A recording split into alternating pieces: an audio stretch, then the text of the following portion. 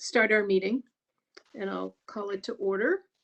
And we'll do the roll call. And I'm Lynn Kelly, the chair, and I'll start with Doug Mayo. Here. And Lindsay. Sure. And Christian LaPlante. Bob Williford. Here. And Ginny DeSorger. Here. And Laura Jordan. Here. Pam McBride. Here. And our guest today, Danny Letourneau. Nice to have you. Okay, so we'll just two quick items before I have Danny speak. We need to approve the minutes from February 10th. Did anyone have any changes or concerns about that? I'll make a motion to pass. Second, DeSorger. Okay. So, In favor. pardon me? I was voting in favor. Oh, okay. Okay. So minutes are accepted. And treasurer's report? Treasurer's report is unchanged. Mhm. $300 in regular budget, $3,421 in handicap parking fund, and I'm hoping that we can make that a quarterly report as opposed to monthly, as the changes are minimal. Yeah, that's a fine idea. Do we need to vote on that? I would say, Okay. seeing as though it's money, it's always good to vote on money. Okay. All right. I'd make a motion for that to be a quarterly report. I second that, Mayo.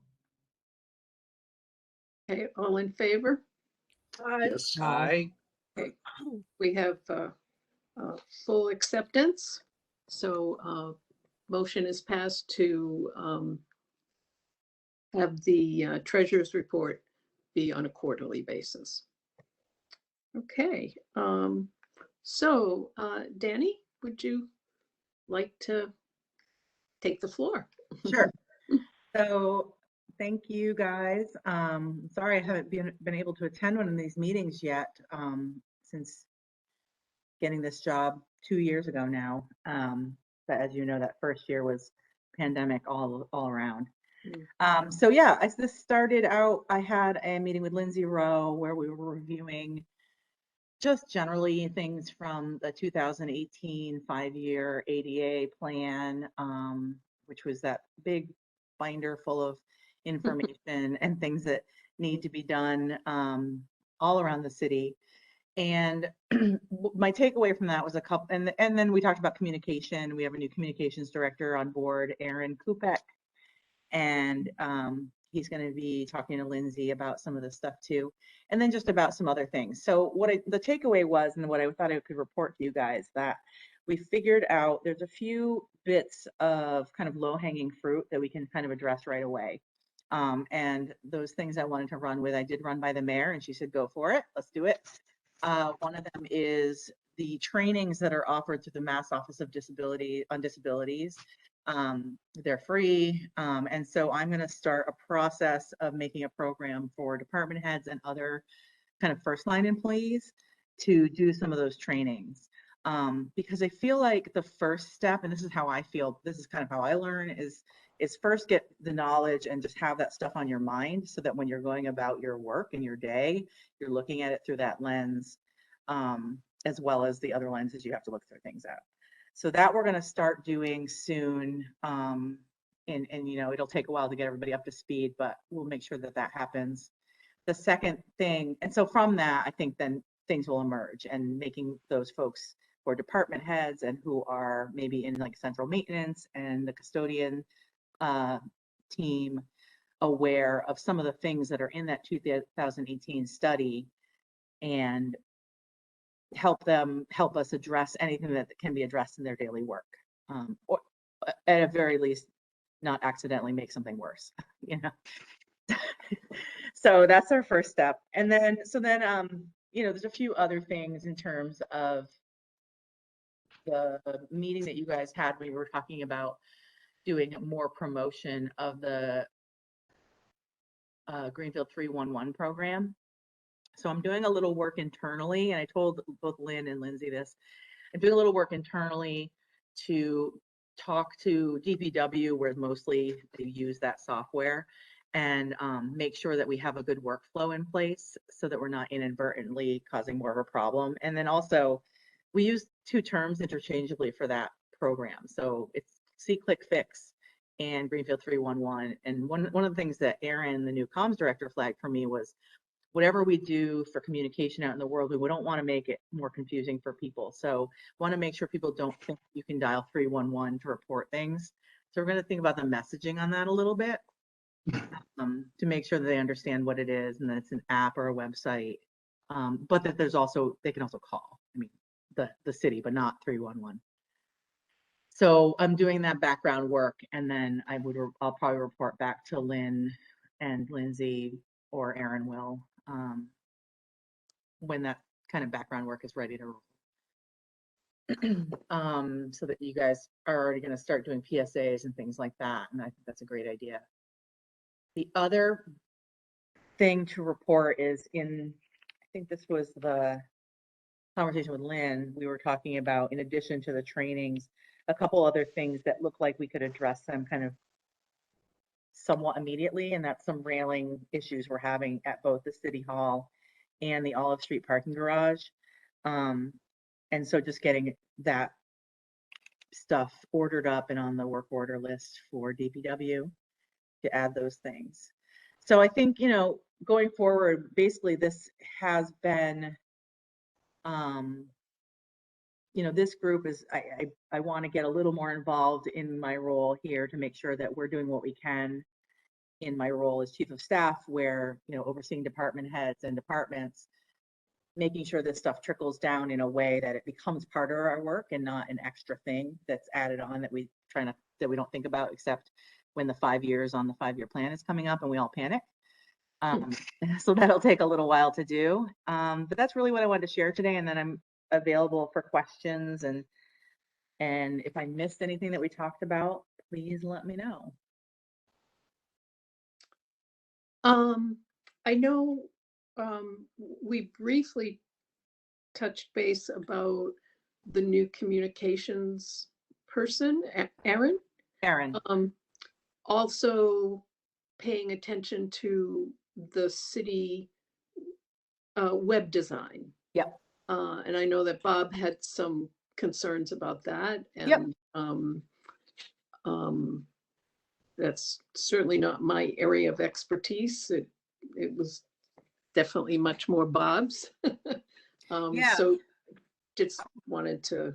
Yeah, I can talk a little bit about that. So one of the good things is back when we did the RFP for the new web design, we baked into that RFP the need for it to be accessible. And actually, Fernando Curry, the IT director, flagged that for us a while ago. So that's baked into the design.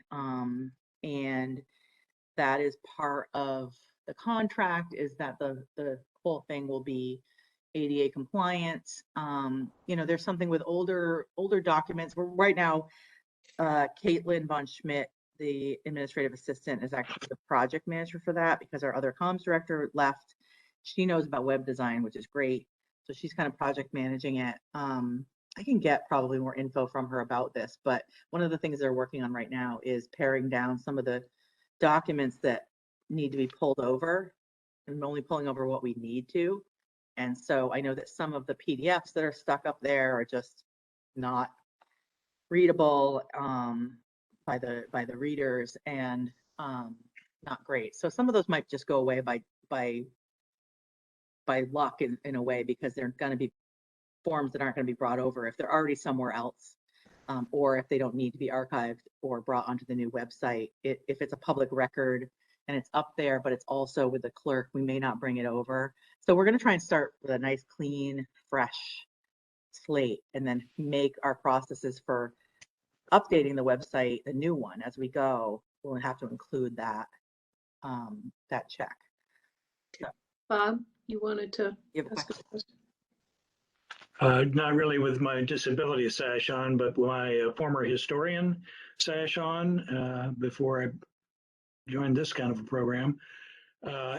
As you decide to get rid of things, think about what should be archived, because we have some minutes of meetings that are accessible back for years on the website, and they become searchable. So it's easy to try to find something about a plan that was done years ago, but you're not really quite sure when.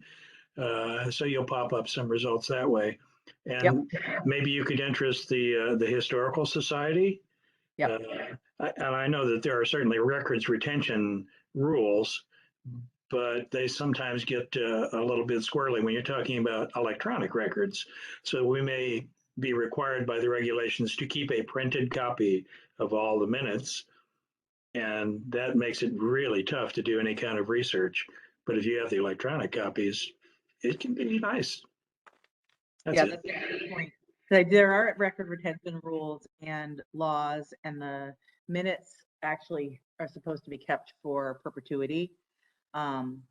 But keeping in mind that at least a few years back, if they're on the website now, is helpful for the average person to go on, or even a commission member to go on and search versus having to do like a records request to the clerk. So I think there's gonna be a little bit of a balance with that, but they won't be gone. And actually, in terms of everything that's on the website, very little stuff is gonna get like permanently deleted. We're gonna save a whole copy of the current website on the day it stands, the day we swap over or go live on the other site, just so that we can have that forever if we need to go back in there. And we, meaning probably somebody who works here, but we could help with that. And then we are also checking to see if there's a way to house minutes electronically from the past, that's easier than just having them be like a document on the website, but also searchable outside. We had a whole conversation about it with the clerk, and because there's, some things that'll be different. And with the vendor who's doing the website, been really good, but there was one point where I was concerned that they weren't going to be doing this one thing. And so when I talked to them, they said they work with municipalities all over the country, but they also work in Massachusetts already, and so they understand the laws. But they also said the things that I was asking for are things that other communities have asked for, and they don't generally make it part of their contract. And then down the line, no one actually needs it that way. So sample calendars. We were concerned that they weren't going to bring over, you can look at the calendar on the website now and go back like a really, really long ways. You said, according to their search engine optimization and actual looking at who looks, nobody looks at the old stuff. Even though we all think we do, like the traffic is very, very minimal. And so we're going to figure out another way to save those calendars. But yeah, I'll flag that. It's good to know that people are using those past records, those past minutes. I'm sure it's not just this group. I know I have for sure.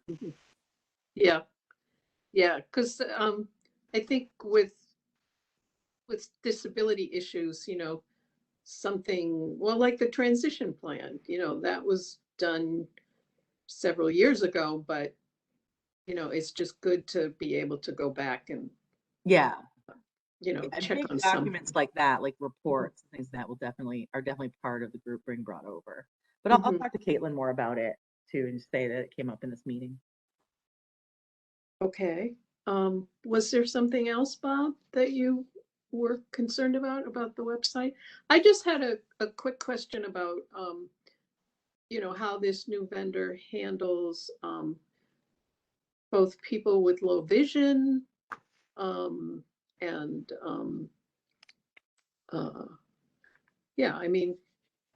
hearing difficulties. I just wondered how. I don't know exactly what it is they do do it, but they they use those words like this is the fully compliant, blah, blah, blah, blah. But I can find out. I would actually now like to know, because you brought it up just now too, exactly what that means. Like what are the ways this is going to be better? So I'll find out. Okay. Lindsay, you wanted to make a So last night, Caitlin emailed me about CDA and requested that we remove all of the minutes that are more than a year out from our website, and that we remove all 134 documents that the CDA currently has listed. Even the big one? She didn't mention the transition plan, but she did mention all 134 of the PDF and Word docs of the ADA compliance. But we can so- put them back up. Did she tell you about that part? Yeah, I think the question is probably, and I said to her, I said, you know, I wanted to talk to you all, but also I think part of that is some of that might be available at the state level, some of that might be available in other locations. And so it might just be that on the new website, we just hyperlink out to whatever is the current, so that we don't have to keep it on our side of things. like, you know, like the mass building regulations, which is exactly. Yeah. But it's also hard because like some of them are like, it says the 2006 ADA, blah, blah, blah. And it looks like it's out of date, but it's actually the current and accurate right. recording. So right, there's like all of those pieces, right? Like So the yeah, the 2018 detail, transition plan is also the current and accurate piece right now. right. So what happens is it's not a function of what the new website can handle. It's a part of the contract. We can only bring over X number of documents during the launch. And so I think what Caitlin did is reached out to various people who have pages on the website, department heads and commission people. And we're going to have people take stuff down, save it, look through what you need, and we can put stuff back up after the launch. But we have X number as part of the contract, and we have to pay more. It's stupid. It's like a pay thing. But it also is giving people this opportunity to look, because there are probably documents that aren't necessary to be on the website in different places for sure. Or they're on this website and that website, or this page and that page and the other page. So it's making us kind of pause and look at that stuff. Okay. So yeah. The minutes, I think what we're doing is they're taking down everything older than a year, making sure the clerk has those. And then we can decide later. I'll talk to her about that, like what our plan is later if we want to put more back up. Or maybe we can do something else. If you guys are using those for research regularly, we can have them accessible somewhere on a drive. Okay. But we can't get rid of them fully. It's against the law. Okay. Just wanted to quickly mention that you said that IT gave us an email address. Yeah. Yay. Yeah. Yeah. Yes, we now have a forwarding email address. Lindsay, Okay. have you received an email from me via that? I don't know that you have, so I'm not sure if it's 100% active yet, but it should hypothetically forward to you and me. I And have I will- not okay. received. I'll have Yeah. I'll have Christian send a test later. Okay. But I did touch base with Danny yesterday about we're going to do our business cards now that we have the email address, and that I will just give it to her just to run by to look at the card before we hand them out. But so we'll have an email address and we'll have cards, which yay. Hey, Yeah. I particularly really wanted them for the program, the mass match program. So looks like that'll happen. great. I think the other thing, Danny, two things I wanted to mention. I know it came up last month, but just that the CDA would really like to be included in capital planning issues, just that our input gets there. Just like when we are on the planning board, we're on a list of people who get that. So I think it would be really helpful to. Yeah, and I did, after we talked, I did talk to the mayor about that. Mhm. And yeah, so she and I were talking about like how we could come up with a process for that. Mhm. And so we really just started talking about that. But yeah, so we put that on the. Okay. Sure. And then the last thing with the communication person, you know, besides the typical of outreach, and this will be part of the department head training program, but we really need to have ways, alternate ways for people to communicate. Um, you know, if they're deaf, if they're blind, you know, whether we have interpreters or closed caption. According to the transition plan at this point, you know, that doesn't exist in the different departments. So that, Okay. I don't know if that comes under the communications person, but It would no. depend, but I can start with him and maybe an IT thing too, closed captions. Mhm. Yeah, that may be a conversation a few of us will need to have. Okay, all right. But as I said, that'll be part of the training for the department heads. But it is really important, and it has come up a couple of times that there, you know, somebody has been deaf and there isn't a way for them to communicate. So, Right. okay. I think that was probably it for me. Did We did anyone talk else? about the mass match event too, and that's, Pardon me? we talked about the mass match event too, Mhm. and communicate, and I told Aaron about that. So, yeah, that'll be, we'd be happy to amplify that. Yeah, I think yeah, definitely. The senior center, you know, seems to have a good amount of um, ideas and ways to reach out to people, but you know, there's He met certainly. with her yesterday too. It's part of his, I mean, he's been here 9 days, so Oh, threw him in the fire. But he met with in his department head tour. So we had oh, talked good, about the stuff before we went over to the Council on Aging. Yeah. great, good. Yeah, we're looking forward to it. I think it'll be a nice event. Okay. Anybody else have anything else they wanted to Ginny ask? had her hand up first, and then Ginny? Laura. Danny, thank you so much for coming to this meeting. That was great. Was it your birthday the other day, Ginny? Oh yes, big birthday. I had a big birthday on Sunday, and I entered a new decade that starts with a 7. Ooh. So, anyways, I think those are great things. That you're looking into the website accessibility, and also the trainings. That was something that came out in the transition plan. So, I just wanted to say one thing that Lynn actually hinted at with the capital planning, and which is a very favorite topic of this board in general, is the accessibility path.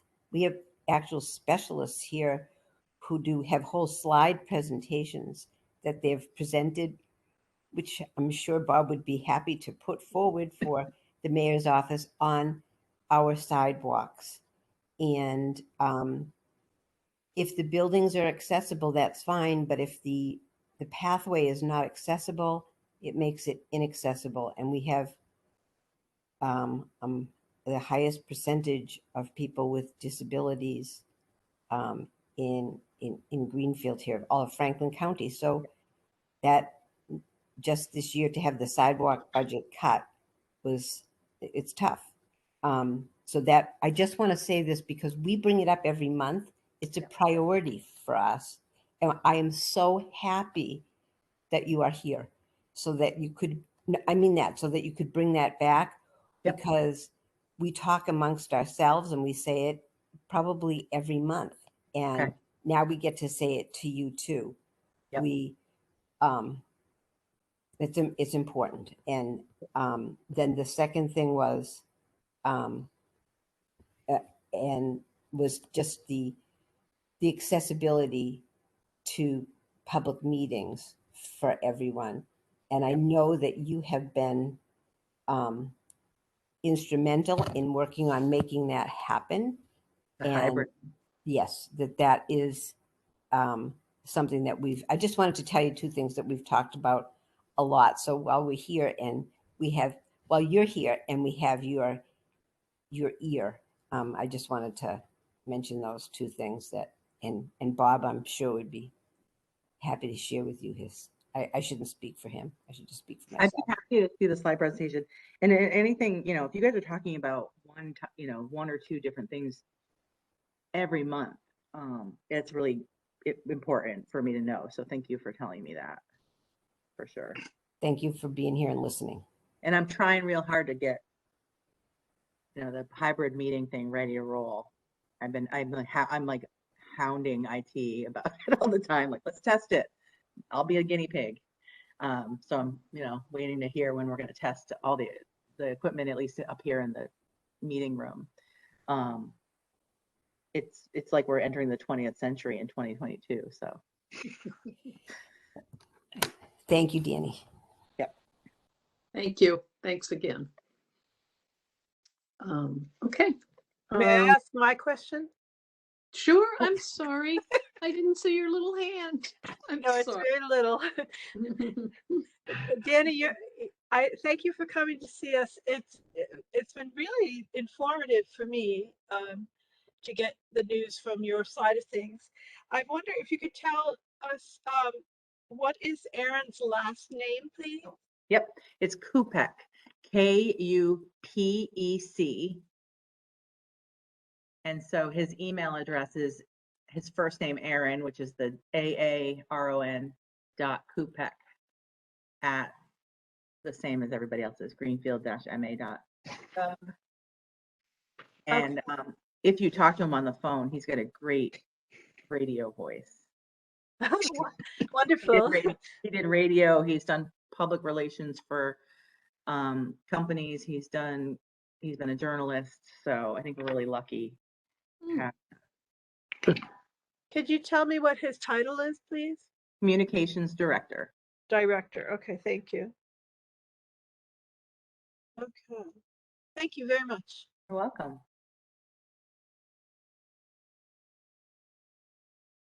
Okay. Anyone else's hand that I missed?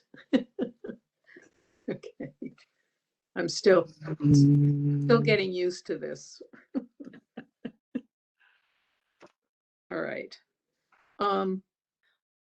Laura, are you still raising No, your? You're I'm trying to get rid of the hand. I'm trying to get rid of it. Okay. All right. Okay. So I just wanted to touch base again about the Mass Match Roadshow. I told everyone, I think, already, but it's going to be Tuesday, the May 13th. And we'll, as I mentioned, people are going to sign up for slots just like 1 to 2 or 2 to 3 that way, just so that we can keep the flow and people can stop and have time to be at the tables and use gadgets and ask questions. And I guess we'll talk a little bit more about outreach for the program, but I'll double back with Kathy Dunn. And I think the man from Mass Match, his name is Thomas, might be Griffin. If there's something in particular that you would like him to bring, I know we talked about a couple of things the last, our last meeting, but there isn't any reason that I can't add things up until the last minute. For instance, Bob just mailed me something about a reader is it called a bill reader? Is that correct? believe so, yeah. Yeah, you might want to tell people about that. Yeah, basically the Treasury Department will give you free, if you ask, a thing that lets you determine the denomination of a piece of currency by just slipping it into this credit card sized device. So it says, that's a 20, that's a 10, because our currency doesn't really have any braille on it or anything that lets you identify it. Some countries have different size currencies for different denominations, but ours are all the same size. So they'll give you one free. And apparently there are agencies that can get them by the box to give out to their people. So I believe Lynn has asked the Mass Match folks if they've got some to bring just to give to folks. And if not, we can certainly have a handout that says, call this number. I don't know what you have to do to prove that you are in need of one, whether you need a doctor's excuse or what, but we'll explore that a little further. Yeah, I'll ask them there. Okay. Lynn, could I also add something else? Sure. I was talking to our public library, to Lisa Perlman, about the BARD program, the Talking Books program that runs out of Perkins for this area, run by the National Library Service, the Library of Congress. And I was thinking we could perhaps have some marketing kind of material for BARD for those people who are blind so they can listen to talking books. And in fact, a librarian can sign you up for that program. You don't have to have a doctor's note. And it's not just blindness. If you have palsy and can't hold a book, or if you have some dyslexia, that's also qualifying. You don't have to be blind. My wife probably reads a book a day from the Talking Book service. So I've seen how important it can be, and it's free. And it comes in various kinds of technology, including downloading books directly to your tablet. So I'm thinking maybe there are other agencies or departments in town that have some accessibility feature that we could also sort of spotlight. Just a little poster or a little card somewhere or a handout. I was thinking too of Greenfield Gardens. They've got the wheelchair lift now, which people may or may not know about. So you can get to 5 out of the 7 theaters. They have, I think they have an audio device that they will give to a patron who has hearing problems.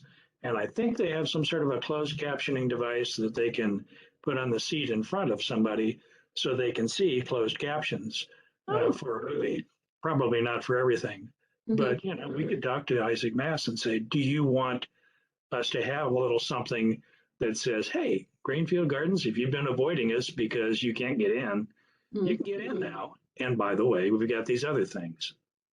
And then he might also do a little promo for us in, between films as everybody's watching the previews to say, hey, this event coming up in May. I don't know how hard those are to produce for him. Yeah. Yeah, I think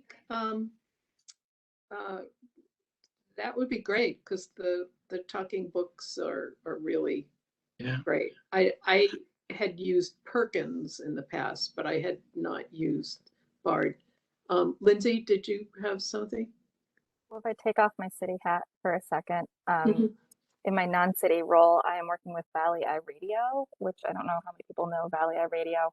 It's called Valley Eye Radio. It's they read the newspaper for you, and then it used to be that you needed a special device to tune into the right radio station, and now they have an online.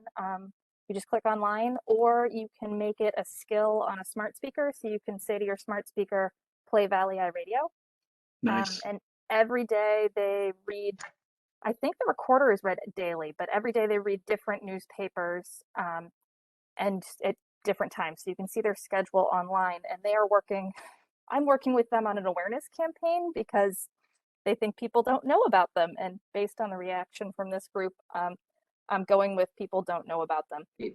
They're one of, I think, 12 different groups in the state that work on reading newspapers to people with impairment, traditionally visually impaired, but also similarly to the books, could be any kind of impairment that stops you from being able to read the newspaper.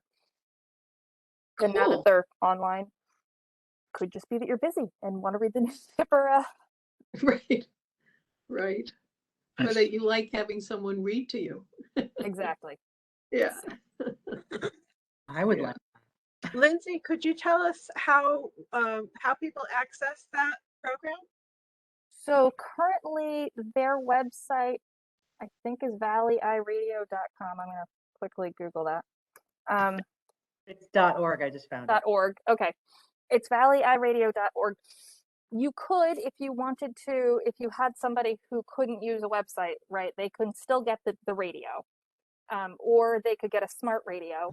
And there's what's called a skill. And Bob, you probably know more about this than I do, but you download it to your radio and then you just essentially say to your radio, play Valley I Radio. And it does that. It's the same sort of thing if you said play NPR or so now that smart speakers are a thing, it's even easier. It looks like you can listen on your phone. You could anything that has internet connection. So Um, anyways, that's my my non-city hat. Thank you. Ginny, you had your hand up. Thank you for sharing that. I was not aware of that. No? And I'm one of the less technically savvy people in the group. So I'm going to ask a stupid question. You can make your radio do that. How would your radio know? I can understand my iPhone, but so this is a really stupid question. I have a radio. How could my radio do this?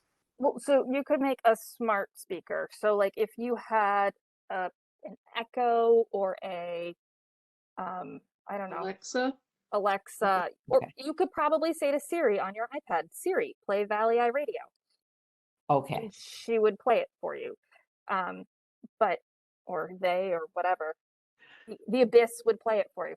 But your radio right on your car wouldn't play it. They play on what's called a shoulder station. So right, you Okay. know that like 90.2 and 90.4, but they play on a shoulder station. So what it used to be was, and they still have them, is you have to get a special radio that tunes to that in between station. But now that they're online, it's a lot easier for people to access them.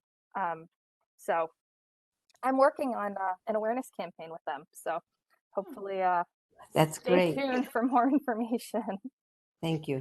Good, good. Okay.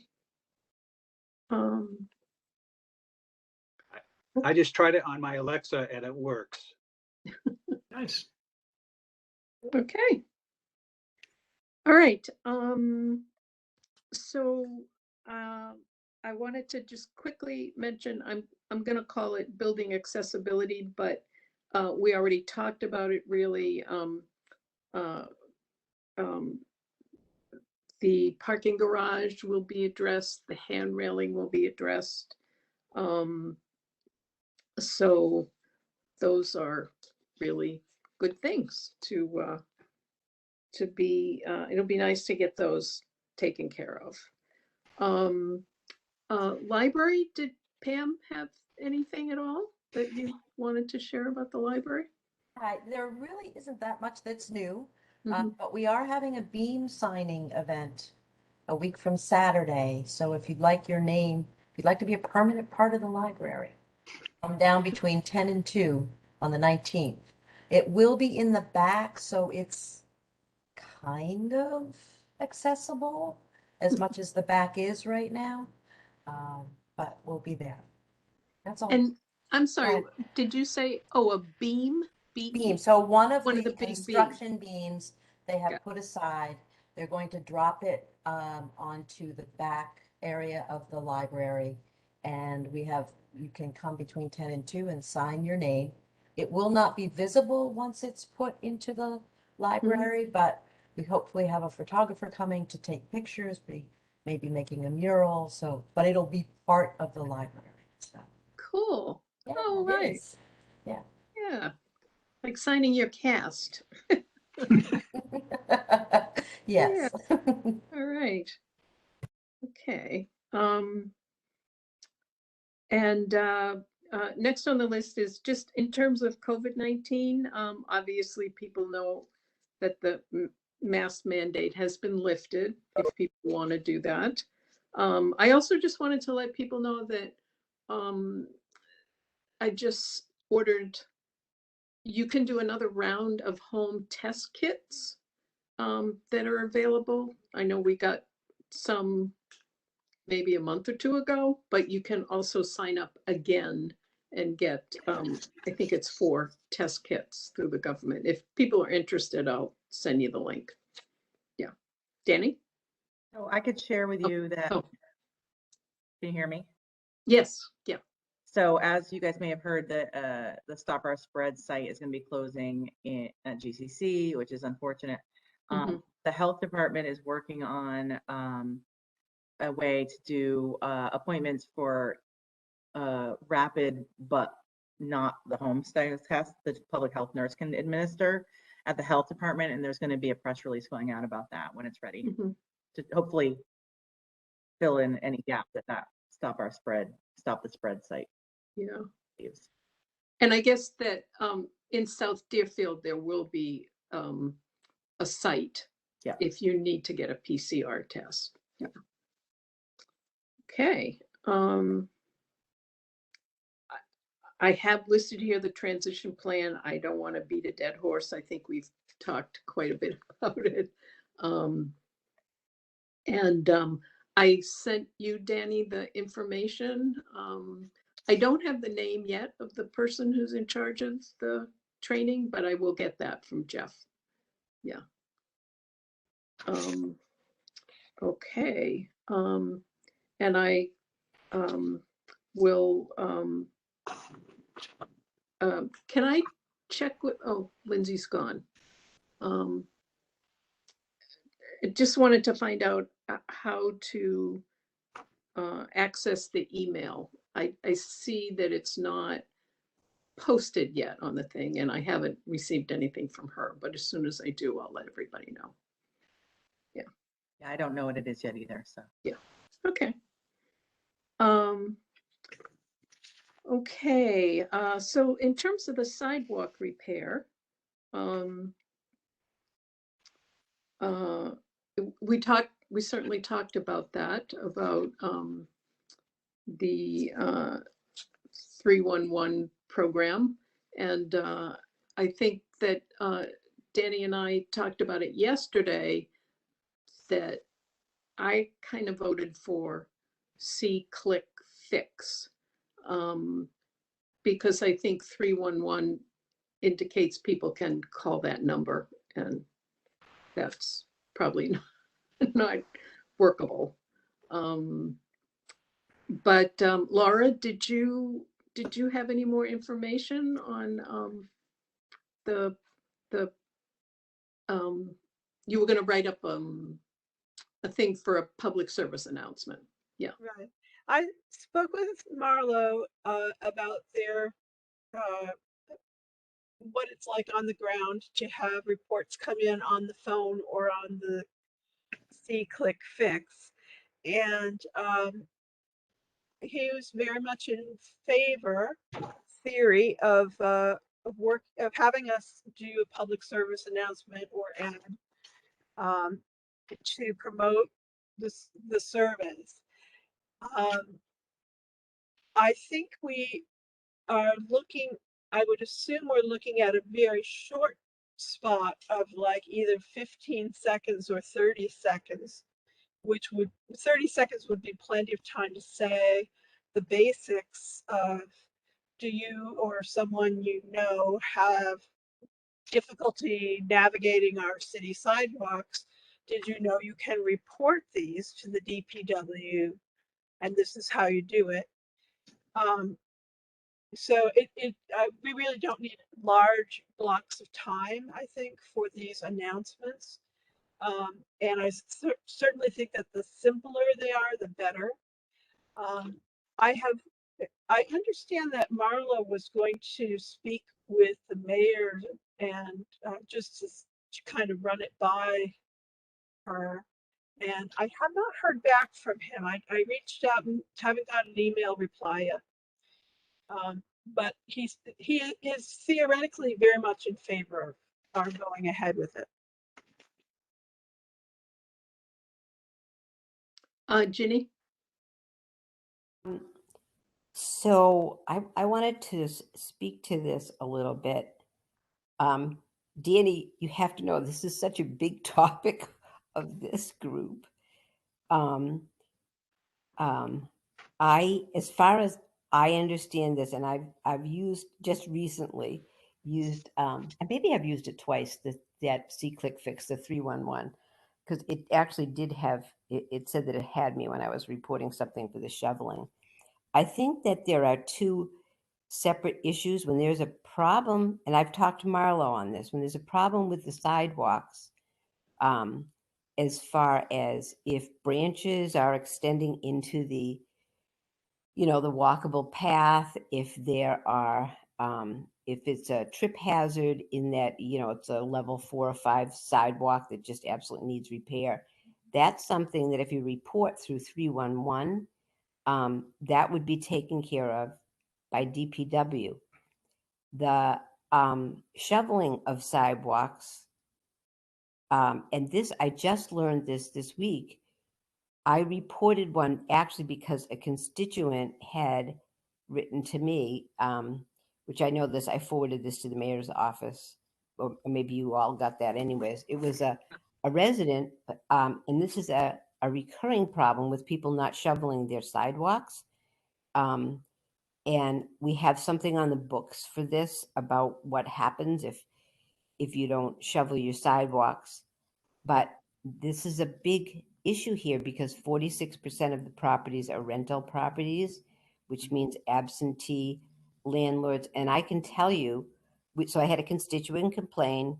It's always the same place for him on Elm Street. I drove by. I'm pretty sure I know where it is. But he said it's not really a very good system for people to be reporting on their neighbors. And I thought, I'm gonna report this one that we jump over every day. I said there's 4 of us that walk, and we literally jump from the snowbank onto the middle of Silver Street because the same house is not shoveled. And I put that in the 311, and then found out that's actually something that the police department, Parking enforcement. well, parking enforcement, which is under the police department. Am I right with that? Yes. Okay. Yeah. So that's one of the things behind the scenes I wanted to work out, is that it shouldn't be on the citizen to sort that out. We need to have an internal process so those get scooted over. So yeah, the parking enforcement they're the ones who actually issue the snow tickets if they have to write tickets, and they'll do the warnings reminding people. So they're that's who we talk to if they call the mayor's office, if somebody calls on their neighbor or whoever. So what I want to sort out with the DPW is what that workflow is, and if either parking enforcement can get notifications or get things forwarded or get into the system. So it's not, because I have this feeling that they're taking everything in C-Click Fix and then entering it into a secondary work order program, which is not necessary from what I know about C-Click Fix. So it's a little bit of it'll take a little transition time to get used to not doing it the way they've always done it. I think the way they've always done it is based on the fact that their work order system is the old system. But yeah, so snow tickets are parking enforcement under the police department. So people can either call the non-emergency number, or honestly, they can call the DPW and Janine will know to tell the snow people. Or, because I know Janine doesn't usually bop people over, she'll take the information and go. And so will Caitlin here in the mayor's office. But I want to make sure the C-Click Fix reports don't go in a black hole just because it's not DPW. Mhm. Can I follow up with that? May I follow up, Lynn? Yeah, sure. Okay, so the one that I reported was never fixed. Yeah. And it melted finally after a week. And I actually did it not for me, because although I wrote was 69 to 74, we actually did manage to get out onto Silver Street. And my method of transportation is not a wheelchair, and I wasn't doing it with a walker. Yeah. Lucky me. But that the person that wrote to me said, I thought it was a fabulous idea, although everybody else might not. But if the sidewalks weren't done, the people within 24 hours they get a large ticket. Was an enormous fine of $300, which is the most that you can give. Then the DPW goes out and shovels that sidewalk the next day, and the people are billed for it. And they did it, I think, in Northampton, and then they don't have anybody else that people are no longer just leaving their sidewalks to be fixed. And I thought, really, here it's an issue. The owner of the building is, they're providing a service. They're providing homes to be rented. They're also making a profit on that. And it is always those homes that are problematic.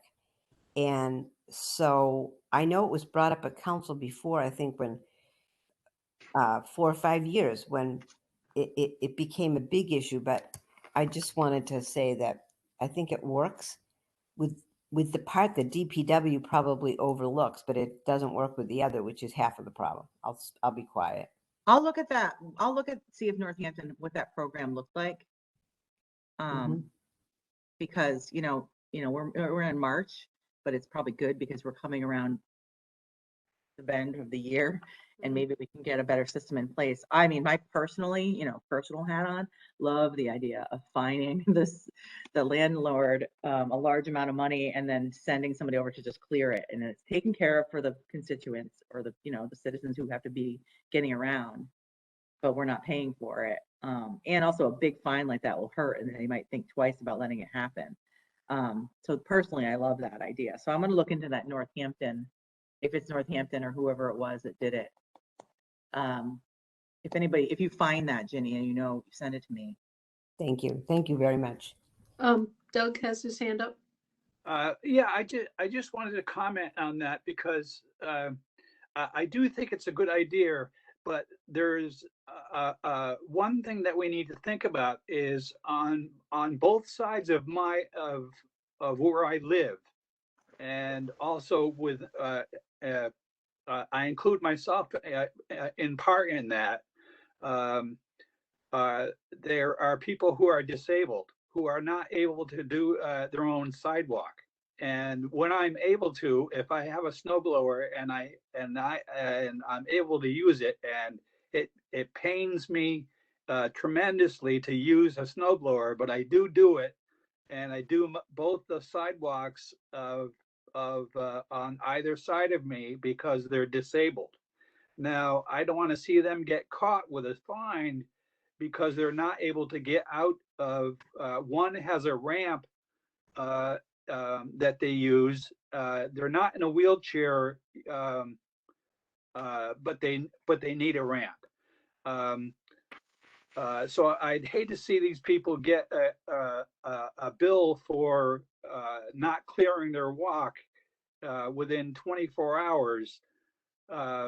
And they're first off, they're low income on both sides. They're not going to be able to pay it anyway. I'm just concerned that that's just something that we should keep in mind, that there are, as Ginny says, there are a lot of disabled people in Greenfield, and they may not have the capability of shoveling their own walk or even paying somebody to do it. These services like Snows or some other service that provides that kind of service will plow a driveway, but they usually don't. They'll add an extra fee for sidewalks, which people can't pay. So I just want that in our minds as we're thinking about this. I do think it's a good idea for able people if they're not shoveling their walk within 24 hours, then I'm all for having them pay. But for disabled people, we need to think differently on the topic. That's all I have to say on that. Thank you.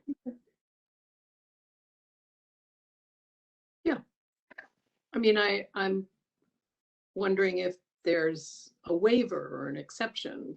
You know, if the program is in place, you know, it would, there could be a waiver or an exception. Yeah, that's why I kind of want to know which community it is and Mhm. the details of what they do. And then I can even call my counterpart or whatever town it is and see if they Yeah. can explain to me if there's a process for that. I'll find that out which town it is, because I'm not sure it's Northampton, but I'll check with the person who wrote to me. Thanks. Okay, next on the agenda is the Elm Terrace bus stop.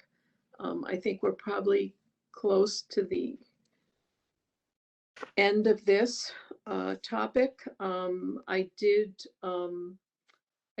send everyone a copy of the email that I got from Michael Peralt at FRTA. I had forwarded also to Beth Janino at FERCog, but I hadn't heard from her. But I think we did our due diligence. You know, Bob wrote up a nice history. And I think at least at this point, all the departments are aware that they need to keep us included in the loop. Laura, did you have any other contact with folks or? I have not. I was intrigued by the letter, and I don't know why I still had those wistful stars in my eyes, thinking that there would be some apology or explanation for never consulting anyone at Elm Terrace when they designed this project. Hmm. So of course that there was no explanation. So I'm ready to. Fine. Yeah. Okay, I just wanted to make sure that everybody got. Oh, I'm sorry, Bob. I just wanted to mention that FERCog has awarded a contract for that project, and the company is DP Moraes Construction out of Ludlow, and the total cost is like $65,000. So I don't think anything is going to be gold plated, but and I'm sure they have to wait till they get a little better weather before they start putting down new concrete sidewalks. I did notice from the drawings that you sent, Lynn, I'm not really seeing anything happening to the sidewalk up to the housing area, and maybe I'm just not understanding it. And also that the sidewalk that's on the other side of the street that they're going to put in is not a 5-foot wide sidewalk. Probably not as big of a deal, but the one that's nearest the housing is a 5-foot wide sidewalk, and that's a good thing.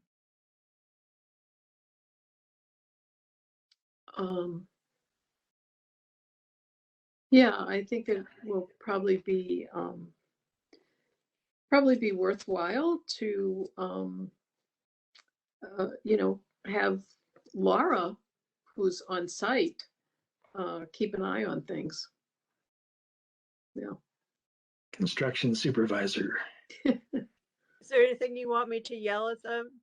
To throw at them? Yes, but I'm not going to say that out loud. Do you have a hard hat? Okay. Yeah, I'll keep you updated as to how it pans out. Okay. The Community Preservation Act. Christian, have I gone past the time that you need feedback from us concerning input? You could always send more along. I mean, the date that they gave was March 1st. Oh, As they move through the process, there's going to be actual documents that'll be able to be reviewed at some point that anyone can review, including, I guess, the commission could as well. So okay. just be on the lookout for those. Okay, but I can just, I was going to write a small paragraph about recreational issues, and especially what Bob had brought up about the Green River swimming area. and Bob mentioned that he had spoken with Susan from the housing program. Susan Wargaftic, yes. Yeah. You know, that any retrofitting or renovation we need to have accessible units included in that. Okay, so I'll just write up a little paragraph about that and send that to you. Okay, just in Lynn, terms. if I may. Yeah, sure. Sorry. I did attend a U.S. Access Board webinar Mhm. that was on swimming pools, spas, and something else, with the idea that I would pick up some ideas for our swimming area, and none of it covers natural swimming areas. They had a little bit about something called lazy rivers, but those are the man-made constructed, you know, put an inner tube on and go around in a circle kind of things. Mhm. So I did ask the question online, and they said you probably need to look at the federal standards for beaches, because those will give you some clues about what's possible. But really, the ADA does not specifically address natural swimming areas. There's some other things about, you know, accessible paths and things that would apply, but I'm still kind of exploring that. Okay. I wonder how many natural areas there are left in these, you know, in this day and age. Well, I figure it's you know, state parks and national parks and things do probably have some standards, that those are the federal standards. So Right. there is a publication that deals with beaches. I'll take more look at it. Okay. Okay. So just two quick things on new business. I just wanted to let people know that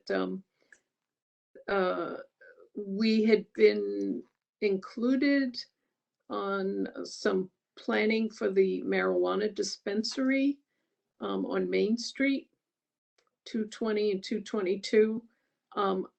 I wasn't able to have an executive meeting before the requested time, but I did give Lindsay some information that they needed to have a counter inside that was low.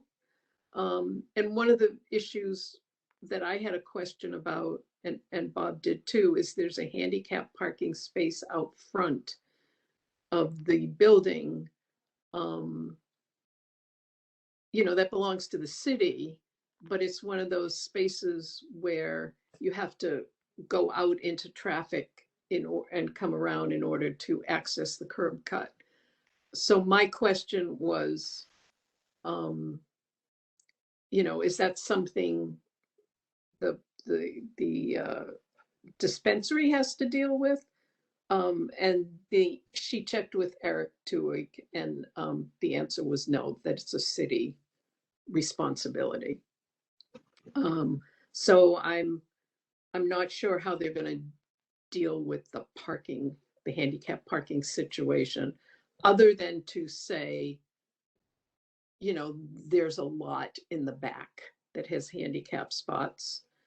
There is a lot. I mean, there is a space a few doors down at the Veterans Center, but I'm not sure how happy a lot of the veterans would be about not being able to access that spot if people from the marijuana dispensary are using it. So anyway, it's a question in terms of the parking. But there is going to be a marijuana dispensary on Main Street. And then the last thing for the new business is I sent everyone, not everyone, I sent folks, I sent Bob and Laura and Doug the information on the community access monitor training schedule. There's the person who's in charge of the program. It has a link there that you can sign up with her. Jeff had originally said, oh, give me everyone's email and I'll forward it to her. But I didn't want to give out your emails, without asking you first. But I think it would be easier for you folks to just contact her directly and say, you know, I'd like to sign up for the June one, or I think there's June, September, I don't know. There's 3 of them. You know, Ginny and I have gone, and you know, some of it may be a little repetitious, but there's a lot of good information there. And you can also ask a lot of questions. So you can kind of come up with maybe examples of things we've run up against, and there'll be people from MOD who can answer good questions. So I leave it to the 3 of you. If you want to do that, I would say contact the person and sign up. Because they do tend to kind of fill up quickly, but now that they're going to be doing them virtually, they may not have the same limitation on the number of people. Okay. And then just lastly, I just want to let everyone know that Jeff Dugan from MOD will be joining us next month for our April meeting. Yeah, he's really looking forward to it. So, and he said there's been a lot of changes, especially due to COVID. So he wants to give us a lot of updated information. And of course, as Bob mentioned, the U.S. Access Board webinars are always available and incredibly helpful, I find. Lots of good information. Anybody else? Anything you'd like to bring up or? Yeah. Okay. Good. In that case, then I will call to adjourn. Our next meeting is in April 14th, and as I said, Jeff will be there. So I second the motion. I do too. May I say one thing? The date Yes. for the date is actually May 17th, that Tuesday. Oh, I'm sorry. Okay. No, I just wanted to, I didn't want to correct you, but I was looking at the calendar. I just wanted to say that, but I'm in favor of adjourning. You're what? I'm in favor of adjourning also. And thank you, everybody. Thank you for Yep. everybody and invited guests. Yeah. Thank Bye. you. Bye, everyone.